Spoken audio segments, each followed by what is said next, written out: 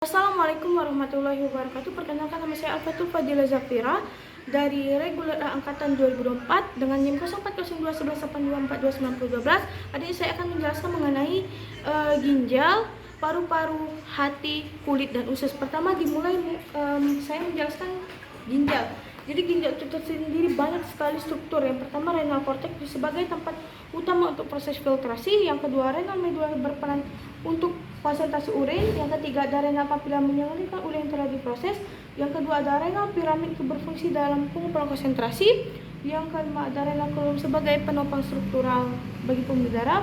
Fibrous capsule itu berperan membantu mempertahankan bentuk ginjal. Yang kedua, ada minor cord itu mengumpulkan urin yang terbentuk, dan juga major cord mengumpulkan urin yang dari minor cord, dan juga ureter itu sebagai mengangkut urin dari ginjal ke kandung kemih, dan juga renal pelvis untuk memastikan pengaliran yang lancar. Renal vein mengalirkan darah yang telah dibersihkan dari ginjal. Renal arteri berfungsi untuk menyuplai darah yang mengandung oksigen, dan terakhir yaitu ada hilum.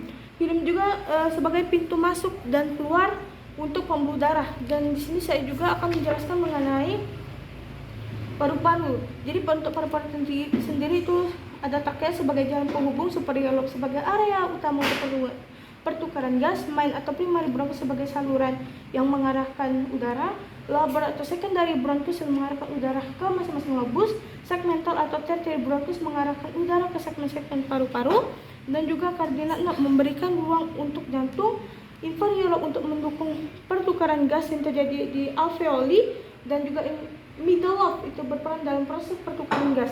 Di sini juga saya akan menjelaskan mengenai kulit. Jadi yang pertama itu ada rambut kulit. Yang pertama ada hair atau melindungi kulit dari kotoran fungsinya.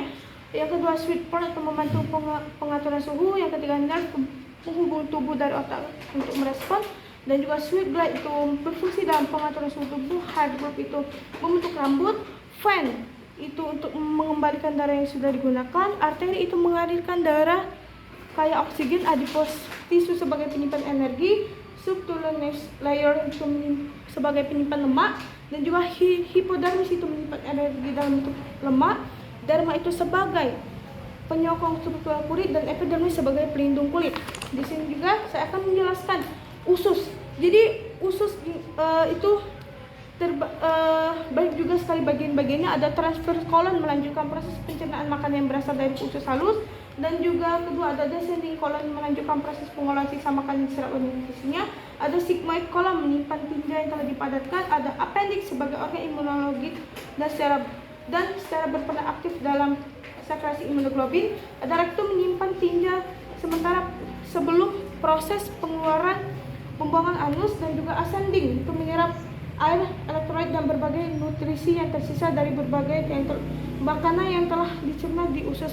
Jadi teman-teman, di sini saya juga akan menjelaskan mengenai hati. Terdapat di sini banyak sekali bagian-bagian. Ada pertama inferior vena cava, left triangular ligament, caudate lobe, hepatic vein, coronary process, caudate process, right lingular ligament, caudate lobe, common bile duct, gallbladder, teres ligament, proper hepatic artery, portal vein, teres ligament, portal hepatis, ada left triangular ligament, dan juga foliform ligament.